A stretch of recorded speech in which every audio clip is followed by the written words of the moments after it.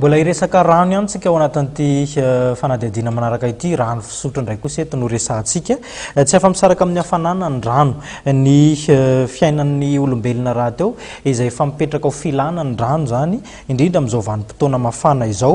Raha ny hita eny rehetra eny dia mandeha ny tsenan'ny rano, na io ny ranom-boankazo na ihany koa ireo rano anatina tavoahangy plastika samihafa. Fanazavana.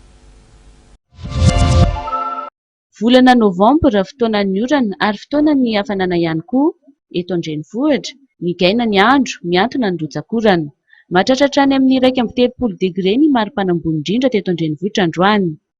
Tombony ho an'ireo mpivarotra rano sy ranom-boankazo kosa nefa ny hafanana amin'izao. Mandeha ny tsena ho ireo mpivarotra nanomboka ny fetomboan'ity volana ity.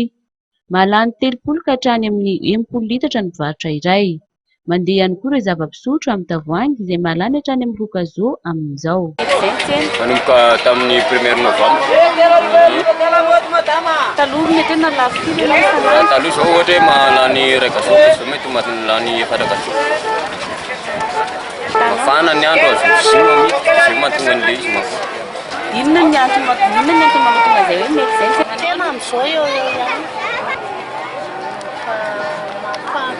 Ny andro kokoa vadibadika izany. Indray mandeha, indray tsy dia Ireo tena mandeha. Maraina ny andro dia mbola tsy dia. Roro ihany zao telopolo. Ny roapatelon'ny vatan'olombelona dia rano avokoa. Araka izany, zava-dehibe ny fisotroana rano ho an'ny fahasalamana. Samy mahatsapa izany avokoa ny olona rehetra. Fahasalamana azo ny fahamanaraka vita tombontsoa azo avy amin'ny raha. Ohatra ho anahy manokana zao dia tokony eo amin'ny ray sy tapany. Raha latsaka izay moa izy eo amin'ny 2 litra eo na. Ankoatra ireo voankazo malaza sy misy amin'izao vanim-potoana izao, dia ankafizin'ny olona ny noni, persily atao ranom-boankazo izay tena mety amin'ny fahasalamana tokoa satria sady afaka hetaheta no manala aretina.